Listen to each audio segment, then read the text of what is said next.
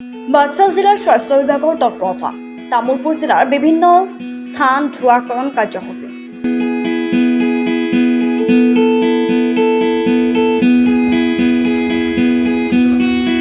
বাক্সা জিলাৰ বাহকজনিত ৰোগ বিভাগৰ দ্বাৰা মঙ্গলবাৰে সন্ধিয়া গোৰেশ্বৰ নাওকাটা বাঙালীপাৰা জাব্ৰাংপাৰা ৫ নং সুবাকপুৰ বৰ্ণিপাৰ গাঁও আদিৰ বিভিন্ন স্থানতে ধোঁৱাকৰণ কৰা হয়।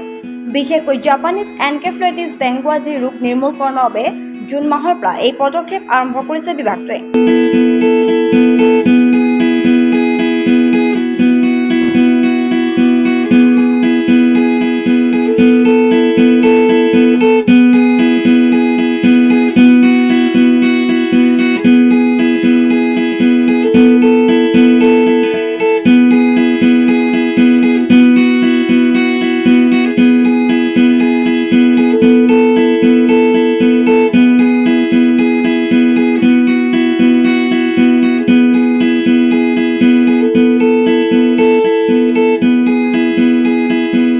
জুন, জুলাই আৰু আগষ্ট এই ৩ মাহত মহ আদিৰ দ্বাৰা বাহকজনিত ৰোগ যেনে জাপানীজ এনকেফেলাইটিছ বেছিকৈ সংক্ৰমিত হোৱা দেখা যায়। সেয়েহে বাক্সা জিলাৰ স্বাস্থ্য বিভাগে অহা ২০ আগষ্টলৈকে এই পদক্ষেপ চলাই থাকিব বুলিও জানিব পৰা গৈছে।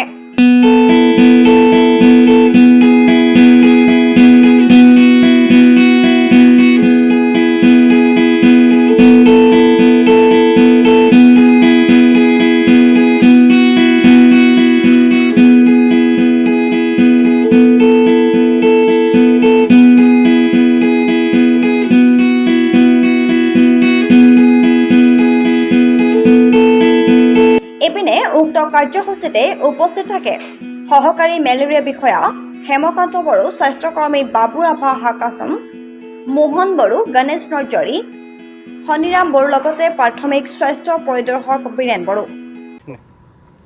বাক্সা জিলা NCVBDC তৰফৰ পৰা আমি জুন মাহৰ পৰা এই পদক্ষেপ আমি লৈ আছোঁ।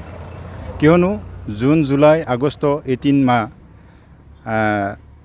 যেই মানে জাপানীজ এনকেফেলাইটিছ বা ES সংক্ৰামিতটো বেছিকৈ হয় আৰু পিক ছিজন বুলি কোৱা যায়।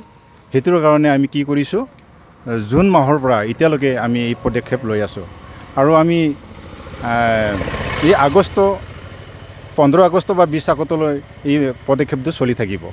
আজি আমি নাওকাটা জাব্ৰাংপাৰা গাঁৱত আমি কৰিছোঁ। ইয়াত মানে ছাছপেক্টেড যি কেছ ওলাইছিল, এই যি কেছত আমি কৰিলোঁ। নিউজ ডেস্ক সংবাদ 365।